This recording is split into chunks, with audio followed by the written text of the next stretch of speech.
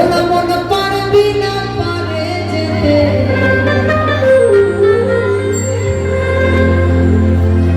ঈশ্বরকে ডাকতে গেলে কেমন ভাবে ডাকতে হয় কথামৃতে বলেছে। ঈশ্বরের প্রতি আমাদের যে টান ভালোবাসা সেটা প্রকাশ করার একটা উদাহরণ দিয়েছেন তিনি। কি? সতীর পতির ওপর টান, বিষয়ীর বিষয়ের ওপর টান, আর মায়ের সন্তানের ওপর টান। এই তিন টানকে এক করলে যে টান উৎপন্ন হয়, সেই টান যদি কারোর মধ্যে জন্মায় তবে তিনি ধরা যায়। তাই বলছেন ভবা পাগলা, এক মন যার সেই যেতে পারে, তাই চাঁদের দরবারে ও চাঁদের বাজারে, এক মন যার সেই যেতে পারে। আমার মন হলে তোর ভিতরে, আমার মন হলে তোর ভিতরে, ওরে পারবি না পারে যেতে। হায় ভোলা মন পারবি না পারে যেতে। এক মন যার সেই যেতে পারে, আমার পিতার চাঁদের দরবারে চাঁদের বাজারে, এক মন যার সেই যেতে পারে।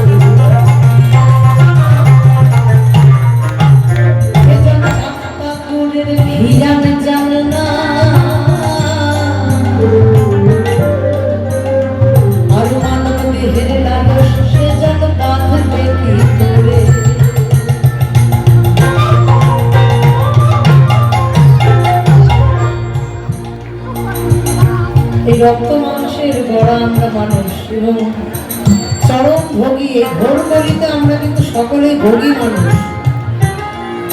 তার জন্যই কিন্তু এই কলিযুগের অবতার যিনি এই কলির মানুষকে উদ্ধারের জন্য অবতীর্ণ হয়েছে আমাদের নিত্যানন্দ মহাপ্রভু।